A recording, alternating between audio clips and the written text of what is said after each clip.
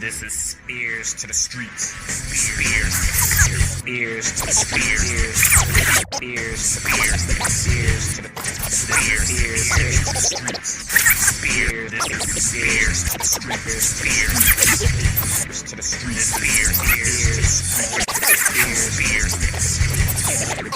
This to the streets, to the streets, to the streets,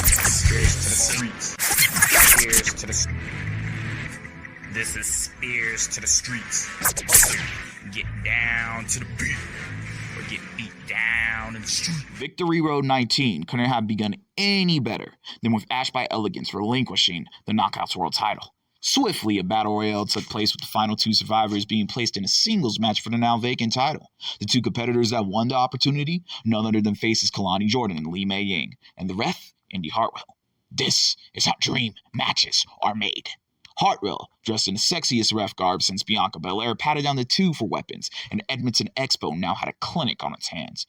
Early on, Jordan was blowing kisses to the crowd despite narrowly bridging out of pin attempts and crossfaces.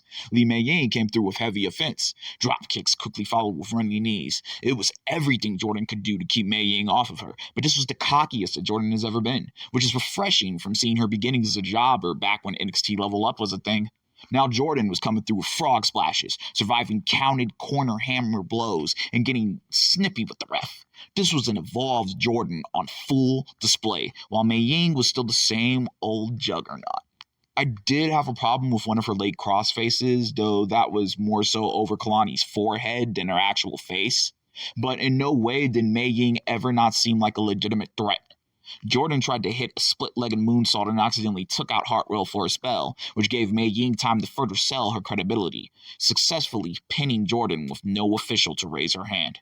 Once Hartwell got roused back up, it was all Jordan, who given time outside the ring rolled back in like a demon-possessed, chopping at Mei Ying's spine repeatedly, softening her up for that split-legged moonsault that handed the Knockouts title back into NXT hands.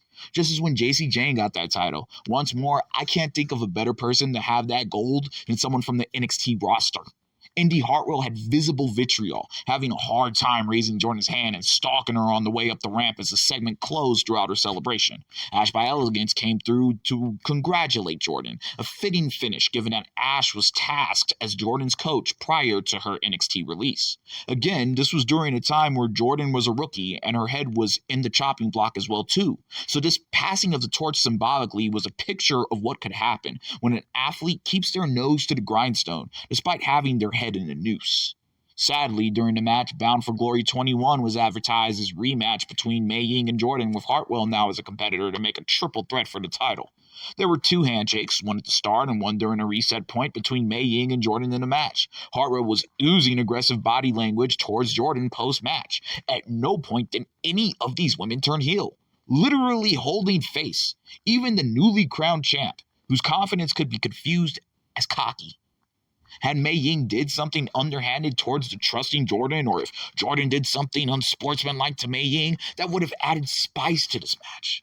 If Hartwell would have attacked Jordan in front of Ash, that would have stole the scene. These opportunities were missed for no good reason, especially since Jordan is looking to be booked as a placeholder champion at TNA. I can't think of a better worker, though I have no idea what TNA has against Mei Ying.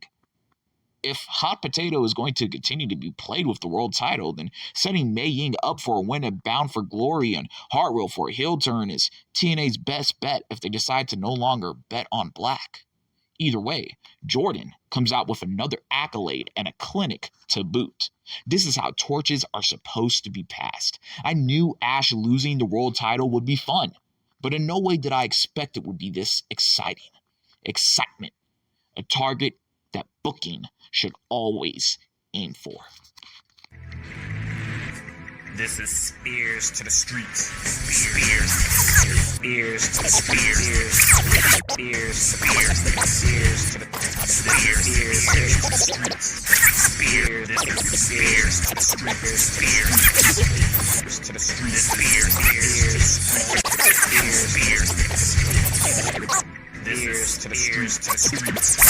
to the streets. to the